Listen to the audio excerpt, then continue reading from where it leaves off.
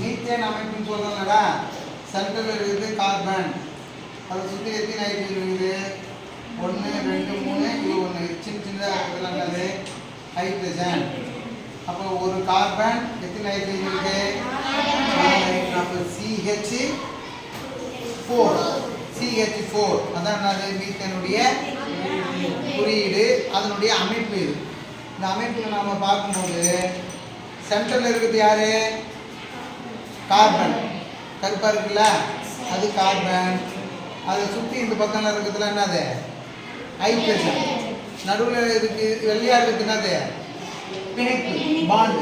அப்போ இந்த கார்பனுக்கும் ஹைட்ரஜனுக்கும் எத்தனை பாண்டு இருக்குது மொத்தம் பாரு, கவுண்ட் பண்ணு. அப்போ பாண்ட்ஸு 4 பாண்ட்ஸு.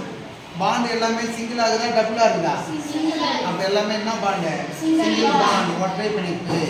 அப்போ கார்பனை சுற்றி 4 ஹைட்ரஜன், எல்லாம் என்ன பிணைப்பு இருக்குது? ஒற்றை பிணைப்பில் இருக்குது. கார்பன் சென்டரில் இருக்குது, கருப்பாக இருக்குது. அதை சுற்றி 4 H இருக்குது. அதே மாதிரி இப்போது அடுத்து நம்ம என்ன ஃபார்முலா இது பண்ணோம்னா, இப்போ வாட்டர் H2O. H2O என்னது? வாட்டர். H எத்தனைங்கிறதுல 2, O எத்தனைங்குது? O 1. அப்போது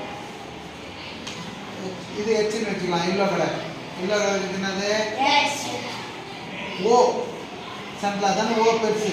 அப்போ H வந்து 2 இந்த பக்கம் அந்த பக்கம் இருக்கும். இதில் வந்து நம்ம 2 ஓட்ஸ் இருக்கிறது எடுக்கணும். வந்து பிளாக்ல தான் நிறைய இருக்குது. ஒரே எடுத்துன்னு சொல்லுவாங்க. இந்த பக்கம் இருக்கிறது பார்த்தீங்கன்னா இதுதான் வந்து H2O. இதுவும் H. சென்டரில் இருக்கிறது யார்? இப்போ O. என்ன ஷேப் வடிவம்? இப்படி பார்த்தா B. Very good. அப்போ வாட்டர் வந்து என்ன ஷேப்பு? G shape. எத்தனை பிணைப்பு இருக்குது? இது ஒரு பிணைப்பு. O எத்தனை இருக்குது? O. H2O எத்தனை O? ஒரு O சென்டரில் 2 H. அப்போ இது மாதிரி H2O. இந்த மாதிரி எல்லா மூலப்பொருளும் நம்ம இதை வச்சு என்ன பண்ணலாம்?